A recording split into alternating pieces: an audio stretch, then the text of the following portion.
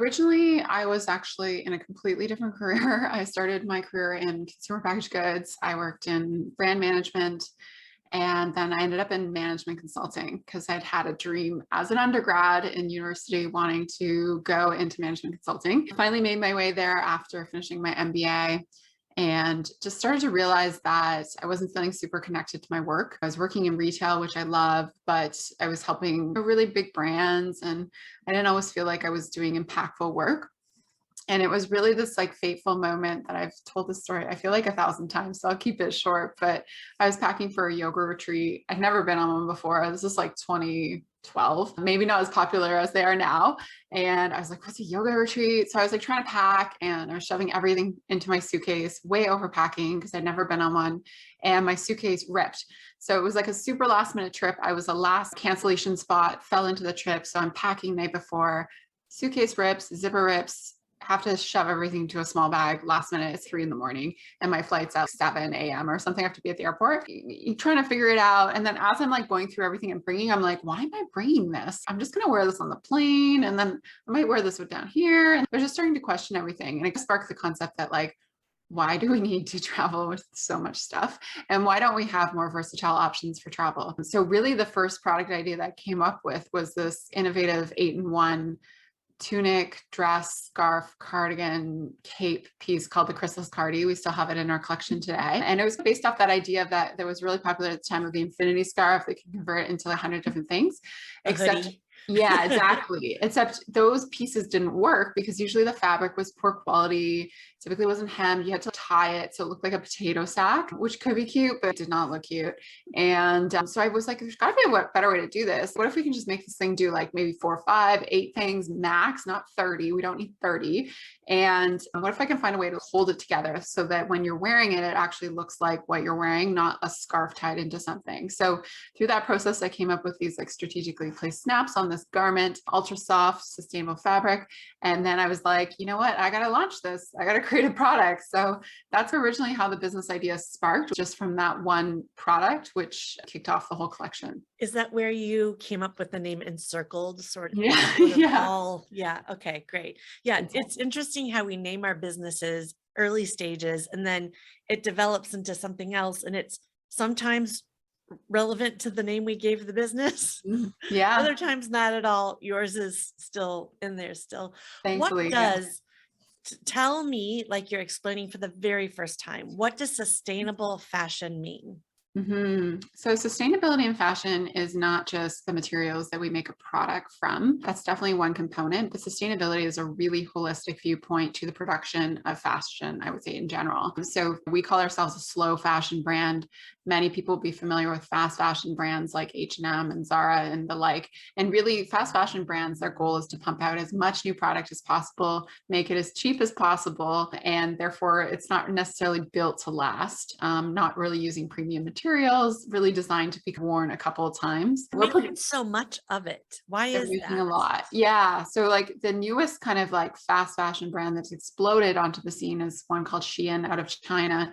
And they launch an average of, I think, 1,000 styles a day is what I heard, which is just to me mind-blowing because it takes us like 6 months to do one style. So I'm like, how are they doing that in one day? What kind of mechanisms behind the scenes are driving this? But yeah, it's all based on more is more, consumption, trends, not longevity. These materials are rarely even close to sustainable. And if they are, they're like greenwashed. So we're pretty much the opposite of that. So we try to slow down the consumption cycle. We really do bring a lot of intention into our design. So when we design a piece, we take our time, we fit it on real people, multiple bodies to see how it fits. We play around with things. We wash, test it. We use sustainable materials in the production. We also use local production. So we make everything about 50 kilometers from our office. We also knit about half of our fabric and dye it locally as well to reduce the carbon footprint. And then pretty much everything in our supply chain has sustainability. So down to the education we're providing to our customer on what to do with clothing at the end of life. We have an Encircled community group where people can buy, sell, and trade if they like outgrow their designs or maybe they lose weight or gain weight or whatever. So we try to really embed that thread throughout everything that we do, which I would say sum up, if you think of a fast fashion brand, we were just basically the opposite. So what is the big difference in margin for your business in sustainable clothing versus non? So yes, there's definitely a major difference in terms of the cost. Yeah. So the cost of like ethical production, obviously being onshore as well, and the cost of these premium materials, it can be anywhere from 10 to 20 higher on the labor and fabric side. So that's pretty massive. However, I would say the internet being what it is has allowed us to go direct to consumer, which helps us a lot because from a wholesale model, we would probably have to like double our prices. So we are on You like, make it up in the direct yeah, to consumer. yeah, absolutely. Because if we were going through Nordstrom or something like that, we would have to probably increase our price like 80, 100% to even make margin Right. off the back end. So That brings me up a question. I wear a lot of Eileen Fisher clothes. mhm, Love her, but a lot of them are made in China and yeah, they're very expensive. yes, They're yeah, well made, but they don't last forever. They do have yeah. a give back program, Mhm. but is that an opportunity for you to stay B Corp, stay sustainable, and then go offshore? Or does that Yeah. negate the sustainability? I would say it depends. We're pretty committed to producing in Canada where we're based for a number of reasons, but I would say obviously the labor and ethics are very important. We have a very high minimum wage here, really strong environmental health and safety regulations, but also we're really close to our factories. So we can literally go pull a t-shirt off the line in 30 minutes or go look at the fabric. And so their quality is so good because of that, because we can spot mistakes very early on versus like maybe another brand overseas gets a container full of product and they're all like the tag is on backwards. And this stuff happens all the time in fashion because it's such a handmade business. This is the other thing that a lot of people don't know is that there's not robots making your clothing. These are people Yeah. holding the fabric, cutting the fabric, putting it through machines. It's like one of the most old school industries there still is out there. There Mhm. have been some advancements like laser cutting, but it's very manual. So a brand like Eileen Fisher, who personally I just think she's fantastic. There are ways to go overseas and find ethical production for sure, but And you have to maybe in a be bigger scope. in a bigger scope. You have to Yeah. have a lot of people to help you to audit that properly because you can't take at face value what people are saying to you. You'd have to have people on the ground there, which she Mhm. probably does to audit her factories and stuff like that and their wastewater, everything. I know because she's a B Corp and I know we are too. It's so hard to become that. So I know Mhm. she must have these audit trails and stuff like that. But so it is Well, thank you possible. for leading Yeah. into this next question that I'm Yeah. really interested in. What is the process of and how difficult is it to become a certified B Corp? It's really hard. I've I'm not heard gonna that, but I lie. haven't heard detail. Yeah, I would say it's very difficult for a smaller business, again, because the certification process takes a lot of resources and reporting and information that likely you're doing these things, but you're probably not documenting them. And so that's where the rubber hits the road because you need the documentation to support. You can't just say, hey, B Corp, we're doing this. And they're like, yeah, Yeah. totally. Is it as hard to become a B Corp or harder than to become I did this and I thought I was going to tear my hair out, an official women-owned certified business? Oh, It's like an we're not. FBI We're not. probe. Oh, is it? It's really, really, really hard to Oh, prove. interesting. Yeah. I'll have to get links from you on that because we're actually not an official women-owned business Mhm. certified. So I'm not familiar with that process, but it is a lot. It takes about 6 months end to Okay. end and a lot of document pulling compilation. When we did it, we just recently recertified. So we were certified in 2018, recertified recently. And I had to pick up the process because somebody had left the company who was running it. And I was like, whoa, this is a lot of information. And I ended up giving up points because it Yeah. basically didn't score you because I was like, I just can't. I don't have the bandwidth to do this. It's just not my zone of And why genius. was it important for you to become a certified B Corp? Because there's just so much greenwashing out there. And I think consumers are looking towards certifications as a And what does measure. greenwashing mean? You're gonna have to Yeah. spell it out. Like Yeah, so nobody's heard of anything. greenwashing or ethic washing is really the idea that a brand or company or an influencer or somebody is trying to purport themselves as sustainable or ethic when actually they're not, and they're not necessarily telling you the full truth about the thing. So an Is example there an was, example that you can give without I'll give being? you a great one. Yes, I'm not going to name the brand, but there's a fast fashion brand that has a conscious collection, and somebody did a study on their conscious collection, which is their sustainable collection, and realized that there's actually more synthetic materials in the conscious collection than there is in the non-conscious collection. Can I So say the name of the brand out loud as a guess? yes, allegedly, yes, you can. I think it's H&M. But Mhm. anyway, wow.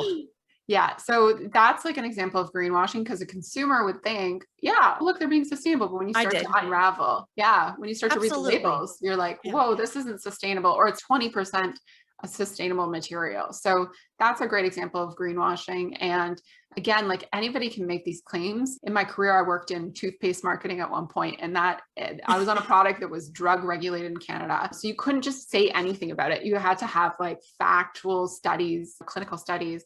In fashion, you can pretty much say anything. B Corp is really that extra measure of consumer protection. And it says that we're legit. It puts us in really great company with other brands. And it's Mhm. something that I think is becoming more popular too. Yeah. So like Athleta is a B Corp, Mhm. correct? And Yes. so are they upholding all the standards that you are, or is there gray area? So there's a continuum. So if people are interested, they can go onto B Corp's website and look up the brands and it'll show you the score. So there's a Mm. minimum score they need to get to become a certified B Corp, but the range of scores will be quite different. So our score is quite a bit higher than Athleta. And do you put your score on tags? We do not, but that's a great idea. I bring up this question because to educate everyone, if you do see B Corp, everyone that's not terribly knowledgeable is going to just think, oh, it's all the same, it's all good, but Yeah. it's variations of good. I remember in my event and entertainment production company, we were hired by Method Soap to Mhm. help them do a fun stunt to celebrate their B Corp. And it wasn't them becoming a B Corp. I think the celebration was the number. They must Okay. have gone up a number. And I didn't understand it. And honestly, at this point, I didn't care. But Mhm. it did make me realize, oh, there's different levels. And then how does that affect your revenue and the attention to the brand? Mhm. How much does it really help, do you think? Or how can you Hmm. tell? It's hard to measure the impact, really. It's a mark of credibility, but it's also a mark of accountability. So for us, like we actually have to rewrite our bylaws, our corporate bylaws, to Mm. put into it that we will use business as a force for good. So it's actually a legally binding commitment that we've made, Eileen Fisher's made, Athleta's made, that if they do something that is against that practice, they'll lose their certification, not only permanently, but probably be publicly shamed for it. One of the benefits of it is that I'm a very accountable person, but what if I sell this company to somebody else? What are they going to do? So it is that kind of like deep rooted sustainability and ethics in the business. Mhm. To measure it would be hard to say. I do think it is something that now consumers are starting to look at and understand more, which is good because we want those little things to help these brands separate from other brands. Because like when you're Right. just picking on price, you're leaving a lot, because there's a lot of luxury brands out there and nobody talks about this, that have slave labor in their supply chains. Just because a Right. product is really expensive doesn't mean it's ethically made. So there's Being so much more money on it. yeah, yeah, their margins are amazing. But it's very ethically dubious. The more education in this space, there just needs to be more in general, Mhm. because I think it's a very shrouded industry. There's a lot of secrecy still, so more transparency, the Of better. course. Yeah. I have a friend, or I probably have a couple of friends, but one particular where she would, I always am, boasting isn't the right word, but she's very proud of the Mhm. choices she makes and sustainable, not just clothing, but toothpaste and deodorant. And she's always giving me, I was like, Love you're that. giving me some deodorant? Like, is that a message there? But it is very important to her, and there is a subsection of people that it is important to more Mhm. than, like, for me, I don't shop that exclusively because of what it means, but after Mhm. a conversation like this, I probably would. Yeah. Yeah. I think the awareness in the last couple years has exponentially grown just because of everything that happened with the pandemic. I think supply chains overseas got very disrupted. So there's this huge focus on supporting local. And a lot of local businesses are very mindful about their sourcing, even when it comes to like food and stuff like that, not outside of clothing. So I think it's brought a lot more awareness to the space, which is great. Now we kind of need it to branch out more because it's still so niche, right? It's still like 99% of fashion brands or something are not paying living. We're still like the 1% and not in a good way. So we still need that awareness to grow. It's just very hard because they dominate the media and they have so much money. So it's we're making progress, but it's definitely not like going up exponentially, I would say, but we are making Yeah, progress in the right direction as a society, I think. let's hope so. So Yeah. let's talk about how you're funding your company. Yeah. From the start, were you like, I'm going to bootstrap, not taking outside money? Mhm. Yes. Yeah. I started it with my own savings. It's probably about $20,000. I sold my car and I pretty much bootstrapped it from there on in until about 2015. I took on a small angel investment. I went on a show, Dragon's Den, which is similar to Shark Yeah, Tank. our Shark Tank. Yes. Yeah. Yeah. And actually, the episode never aired. We filmed for like 2 hours, never aired. Wow. And I got 2 deals, took one deal, fell through. So I lost the deal and I lost the TV. Why didn't it? They don't air everything. They didn't tell Were you. you not this. crazy enough? I was not crazy enough. Yeah. It was it was probably too boring for them, to Was be it too honest. polished? Yeah. It was really good for me because number one, it was a validation of my valuation because they gave me really good feedback. They pumped my tires as an entrepreneur. Like it was very helpful. That actually, ironically, the one person who didn't like it on the panel was a fashion guy, but he's from the fast fashion space. So that's why he didn't like it, but he didn't like my margins. But yeah, so it was very interesting for me. But after that episode, I ended up taking on a small angel investment from a purpose-driven investor in Toronto. And that's been our only investment since. And that was a very small raise. So we've largely just bootstrapped through positive cash flow. Has been difficult for sure at times because an inventory-driven business is quite tricky with cash flow, but finance is my background. So it's something I'm really, I wouldn't say passionate about, but I watch the numbers a lot for sure. Are you against any other kinds of investments because of your background? No, I think it's an individual choice. If people want to go out and raise a lot of money, they should raise a lot of money. For you, are you avoiding that because you really want hands-on and to really continue to own your product? Yeah, we've had offers for people to, and some want to take closer to a majority share. And I don't want to work for somebody else. That's not why I started this. For me, my intent is to really scale up the business and ideally move myself to the board someday and sell the business. And it's not that I want to take the lion's share of what I'm getting from selling the business, but I just don't want that creative control or restriction. We're very blessed to have an investor who's just totally collaborative. Like they're there if we need them, they're not if we're not. Some of the caveats of taking more capital, I'm sure, is that the more investors you have, the more opinions, the more bigger accountability, your table, the bigger your board, the more they're calling you at 3 a.m. because they don't like the P&L from last month. And personally, I just didn't want that stress. But there's other ways to run the business. You just have to be a little bit more creative and maybe a little bit more thrifty. But we've gotten into some periods where we were growing really quickly and we really invested, and cash flow in any business is just the lifeblood. So you have to be so careful. And I think Eileen Fisher recently downsized her team as well, just because the pandemic has caused so many shifts and things. So yeah, so it is possible to scale a business, but you have to be very intentional about what you're doing and why. How do you figure out how many pieces to make of one style? And I'm asking because I'm thinking about Eileen Fisher, and at Macy's, at least, there's 70 pieces of one thing. And I know they're not all going to be sold. Yeah. Why?